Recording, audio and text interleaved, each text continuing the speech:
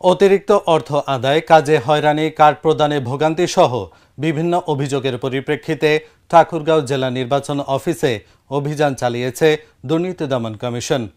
সোমবার বিকেলে দুদকের সমন্বিত ঠাকুরগাঁও জেলা কার্যালয়ের সহকারী পরিচালক মোহাম্মদ আজমির শরীফ মার্জির নেতৃত্বে এ অভিযান চালানো হয়। অভিযান পরিচালনার সময় বেশ কয়েকজন ভুক্তভোগী উপস্থিত ছিলেন। এ সময় তারা দুদক কর্মকর্তাদের কাছে অভিযোগ করেন, নির্বাচন অফিসে ঘুষ ছাড়া কাজ হয় না। এছাড়া সময় মতো ভোটার কার্ড প্রদান না করে অর্থের লোভে মাসের পর মাস হয়রানি করা হয় ভোটারদের। কাজের জন্য এসে চরম ভোগান্তির শিকার হতে হয়। দুদকের কর্মকর্তারা আইডি কার্ড প্রদানে তাৎক্ষণিকভাবে সহায়তা করেন এবং ঘুষ গ্রহণের সাথে কোনো কর্মকর্তা বা কর্মচারী জড়িত কিনা সে বিষয়ে তদন্ত করেন। অভিযোগের বিষয়ে আরও খতিয়ে দেখে সংশ্লিষ্ট কার্যালয়ে পত্র পাঠানো হবে বলে জানিয়েছেন দুদক কর্মকর্তা। মোবাইল নাম্বার দিয়ে দিয়েছিলাম, ফটোকপি দিয়ে দিয়েছিলাম, যদি আসে তাহলে আপনাদেরকে ফোন করে জানাবো। ফোন করে তার জানে না।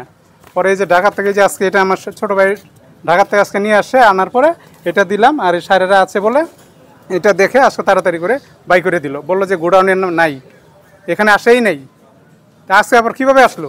জেলা নির্বাচন অফিস এবং উপজেলা নির্বাচন অফিস, এই দুই অফিসে একটি এনফোর্সমেন্ট অভিযান পরিচালনা করলাম। তো এখানে মূলত আমাদের কাছে বেশ কিছু অভিযোগ ছিল যে যারা এখানে সেবা নিতে আসে তাদেরকে দীর্ঘ সময় তাদেরকে ঘোরানো হয় এবং সরকারি যে ফি, এই ফিয়ের অতিরিক্ত তাদের কাছ থেকে টাকা আদায় করা হয়।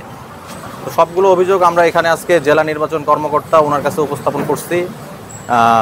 উনি আমাদের অভিযোগগুলো শুনছেন এবং আমরা বেশ কিছু তথ্য উপাত্ত কালেক্ট করেছি। সকাল থেকে আমাদের ছদ্মবেশী টিম এখানে অবস্থান করছিল। সবগুলো তথ্য উপাত্ত এবং সবার বক্তব্য আমরা শুনলাম। বেশ কিছু সেবাগ্রহী যারা এখানে এসেছিল তাদেরও আমরা বক্তব্য শুনলাম। এছাড়াও আরও কিছু ব্যক্তির অভিযোগ এখানে পেন্ডিং রয়েছে, আমরা সেগুলো নিয়েছি। এছাড়াও আপনাদের আরও একটি বিষয় আমরা জানিয়ে রাখি, এখানে আউটসোর্সিংয়ের একজন গাড়ি চালক রয়েছেন। আমরা এখানে জানতে পেরেছি ওনার ভাইয়ের একটি কম্পিউটারের দোকান রয়েছে এবং এখানে যারা সেবাগ্রহীতা এখানে আসেন তাদেরকে উনি ওই কম্পিউটারের দোকানে পাঠিয়ে দেয় এবং সেখান থেকেই আবেদনগুলো করা হয় এবং নির্ধারিত যে সরকারি ফি তার থেকে বেশি টাকা সেখানে আদায় করা হয়।